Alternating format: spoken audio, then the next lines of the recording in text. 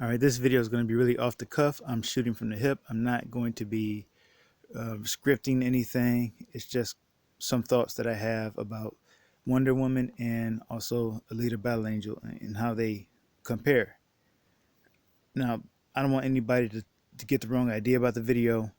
It's not meant to tear any character down or anything like that, but just the nature of having these superheroine movies and well, not Alita isn't exactly a superhero movie, but she's basically in sort of in the same genre of science fiction, fantasy, whatever you want to call it. So you have these characters that are similar, they're going to get comparisons, and there's nothing wrong with that. The same thing happens with Marvel and DC movies with male characters, so it's not a big deal. We can compare these things one without acting like one is being attacked. So with Wonder Woman and Alita, you have two movies that are very similar, really, when you get down to it. You have two female characters who are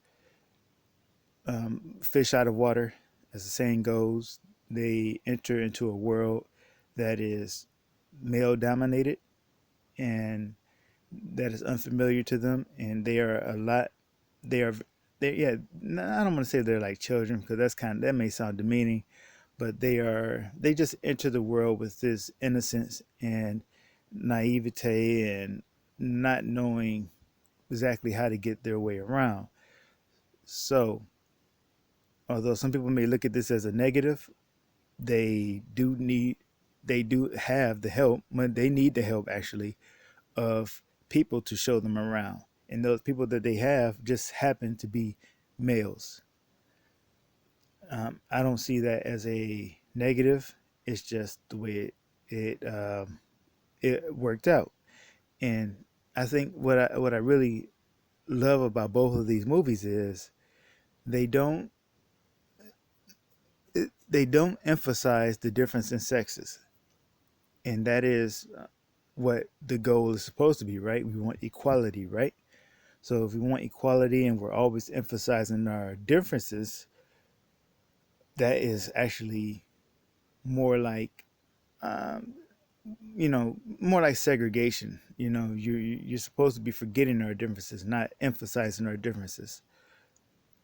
And so what Alita and Wonder Woman both do that I like very much is that the female lead characters um, are able to work with the the masculine and be lifted up by it, be elevated by it, and not be torn down by it. And when they succeed, they don't exactly succeed in spite of the masculine. They succeed with the help of the masculine or by harnessing it and utilizing it to their own benefit. So in Wonder Woman's case, that would be with her partner Trevor. I can't believe I'm forgetting his name. I know this guy's name. Steve Trevor. So Steve Trevor is what you would probably think of as on first. Let's just get down to it. He's white heterosexual male. All right. So a lot of people have a problem with that.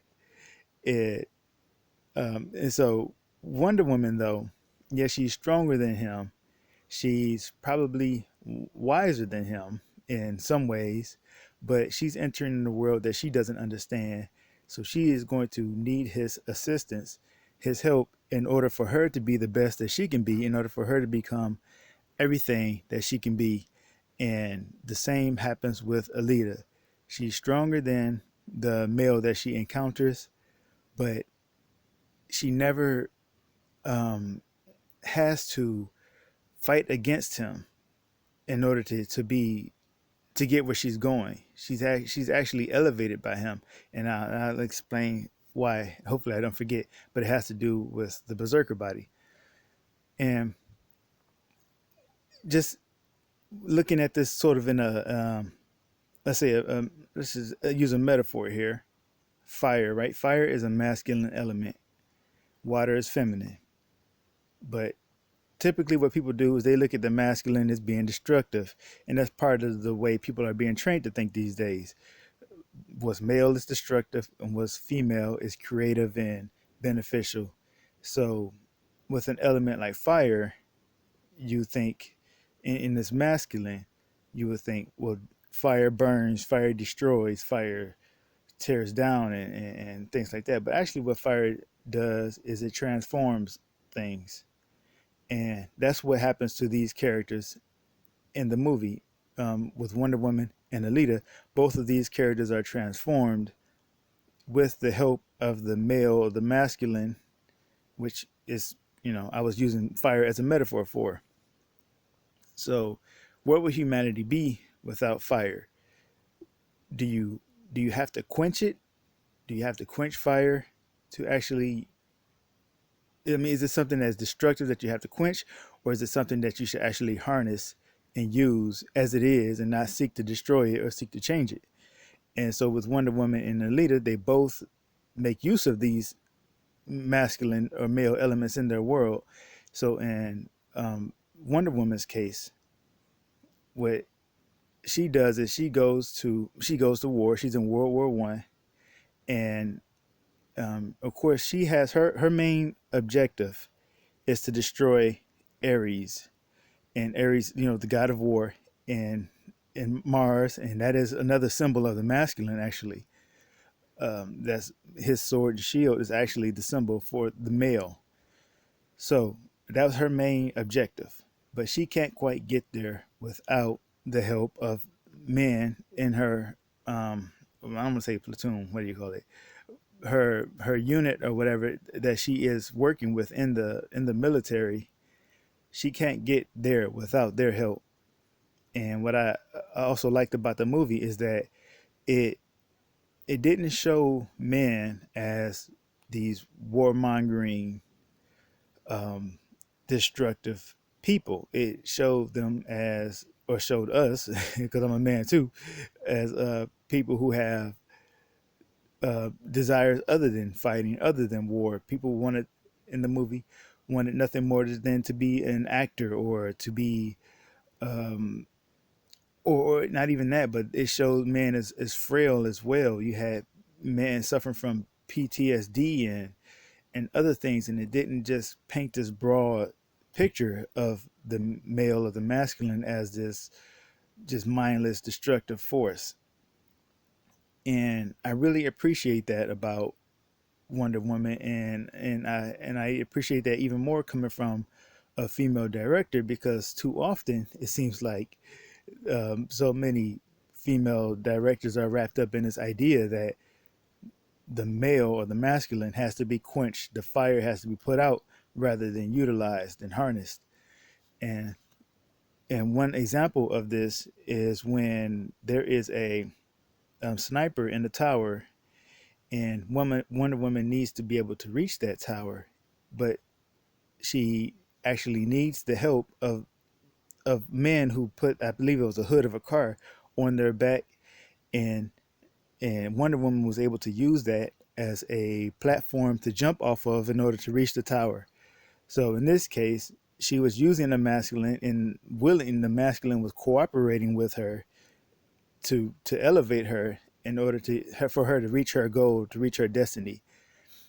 And it wasn't a case where the masculine was always trying to impede her and stand in her way. But there is still the element of, Mars or Ares being a masculine symbol and being the ultimate goal or the ultimate objective that needs to be, reached, and in his case destroyed. But as the movie goes on, we get towards the end. We get, once, spoiler alert. So just in case you haven't seen the movie for some reason, Wonder Woman defeats Ares. What she realizes is that defeating him, or the symbol of the male, of the masculine, didn't actually end war. It didn't make the world better, because it was actually human nature that was the culprit, that was the cause. I'm going to touch the screen so it doesn't go out. Um, so what that what that also symbolized was that it wasn't a quick fix. You're not going to fix the world's problems by fixing what you would call toxic masculinity, or um, by quenching the fire, as I was as I've said a couple times now. You're probably getting tired of hearing that. Uh, it didn't fix the problems by getting rid of Aries. So it's a human thing. It doesn't it really come down to male or female, or um, what they would call, I guess, social programming, whatever. It is a problem with human nature, and there's no quick, easy fix to changing this world and making it better. And that's what I appreciated about Wonder Woman, and her realizing that defeating this masculine, this male figure, did not actually make the world a better place. Hopefully, that point is not lost on a lot of people in this world. And also, what happened with Steve Trevor is that he showed her as well, once again, that it wasn't just a black and white issue when it comes to the masculine. You could there were men that she could love and that would love her, and it wasn't, once again, this whole thing where the male and the female is always in opposition, but they're balanced, they're working together, they're cooperating, and the masculine actually elevates the feminine when the masculine is actually utilized instead of being destroyed. Alita is another example of how the masculine actually helps the female, helps the woman reach her full potential when she isn't in opposition with it. So in this movie, Alita is a fish out of water. Like I said, she's trying to remember who she is or who she was, and she's having flashbacks and memories, and these come through visions that she sees when she's in battle, and she she knows that, well, she gets the idea that Christoph Waltz's character, Dr. Dyson Ito, actually knows who she is, and more than he's been telling her. So you have this male father figure who she needs to go through to become who she wants to be. But there's a point in the movie where they're not exactly in sync. They're not working together. They're not cooperating. He is trying to get her to be something that she's not, which is his daughter, his deceased daughter. He's trying to replace his deceased daughter, and he doesn't want to let her become who she is. And he wants her to be his daughter, and he's holding her back. He's not cooperating with her.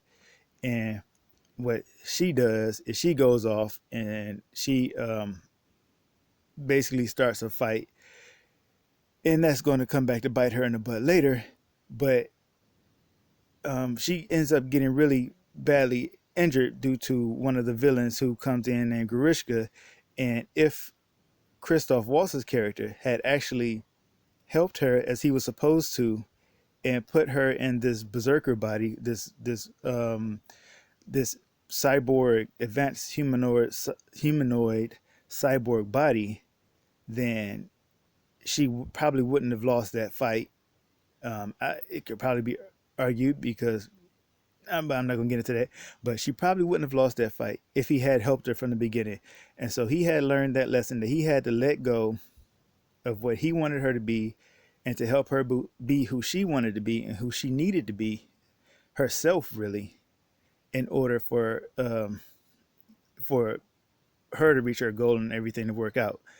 And another way that the movie shows how the masculine is actually necessary for the woman to reach her full potential is that um, Alita had never even found the berserker body in the sunken ship if the character Hugo, who she was in love with, hadn't led her to it, because she didn't know it was out there. So he did know, and he took her out. He didn't know exactly what was in there, but he knew that there was something significant with her because she was Martian, and he recognized that, and so he took her out there to see it. And that's when she found that berserker body, which was symbolic of her finding herself. And another thing about the berserker body is when she originally finds it, it's I guess you could say it's androgynous looking, but it's more actually masculine in appearance, in my opinion. And this is again kind of symbolic of the woman needing to harness the masculine and not always being in opposition to it in order for her to reach her full potential. Now, some people may take offense to me thinking or saying that the feminine needs the masculine to reach its full potential, but the same is true in the opposite, that the masculine actually needs the feminine in order for a male character to reach his full potential. So when you have these things working in opposition with each other, it just it's not going to go anywhere, you know. And that's basically what our culture right now is all about. It's about one side actually actively trying to destroy or to change the other side, the feminine trying to change or destroy the masculine rather than working with it and letting it be what it is. You don't put the fire out, you use the fire, right?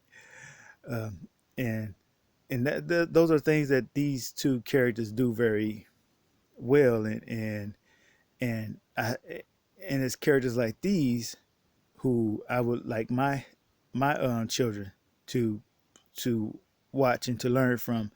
I would like my son to watch Wonder Woman and to watch Alita Battle Angel, so that he can understand that his role is to help the feminine to become the best that she can be, and that if he is with a good woman, she is actually going to be helping him to become the best that he can be, rather than doing things in spite of each other or to keep each other down, to treat each other as the enemy, but working together instead and building each other up. So that's my um, ramble about Wonder Woman and Alita Battle Angel.